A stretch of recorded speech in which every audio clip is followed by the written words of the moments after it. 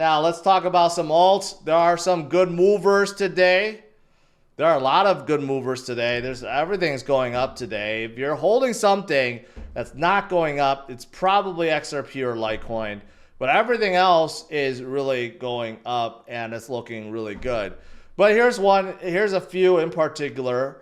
Sui is a brand new one that I've been talking about a lot. And they're interesting because not only are they going up by leaps and bounds, but their TVL is going up by leaps and bounds. They're above 500 million. And when it comes to a chain, the more value locked, the better it is. That means there's a lot of people locking their liquidity and there's a lot of people using the DeFi products. So Sui is really skyrocketing in terms of TVL.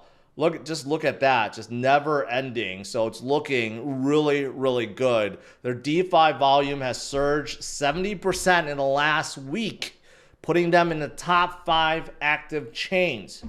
That sounds pretty good. So again, they are flying right now.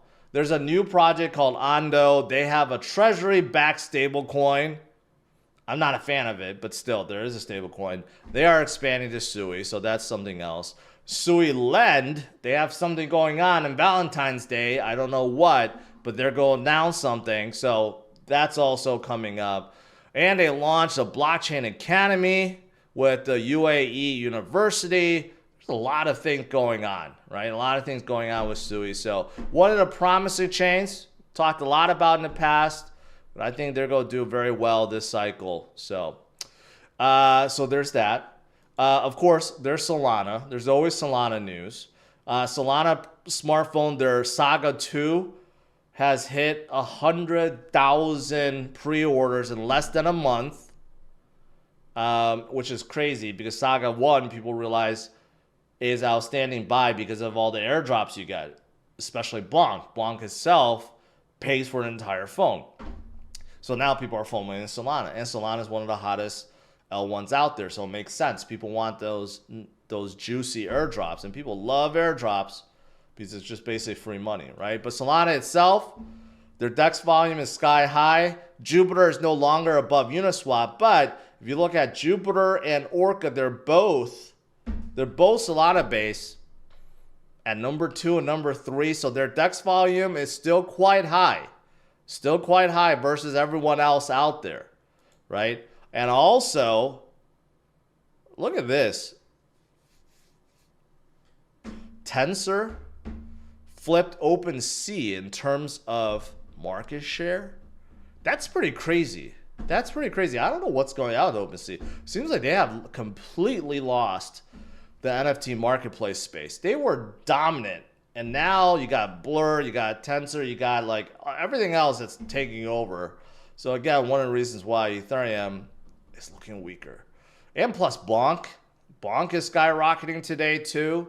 So Solana is still looking good, and Solana itself is, skyrocketing. But for those of you guys that are ETH fans, you're wondering why ETH doesn't move and what can help it. Well, this may help it. Franklin Templeton joins the launch to launch a spot Ethereum ETF, and look at everyone else that's trying to do so.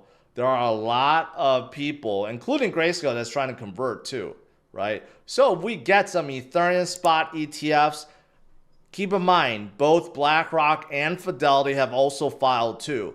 So normally speaking, if BlackRock wants something, it's going to get done. So maybe this will happen, and this will be a big catalyst causing supply shock for Bitcoin, for Ethereum, just like Bitcoin.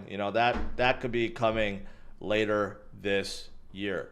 And overall, Ethereum supply on exchanges is dropping like a rock too in the ocean, just like Bitcoin. So that's also helping too.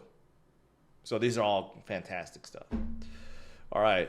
Lastly, I got to mention COC. COC is up 24% today. I know a lot of you guys are COC fans. Can't get enough COC.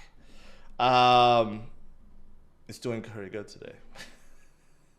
And if you are a COC fan, make sure. I just dissed OpenSea, but my collection's on OpenSea, so whatever.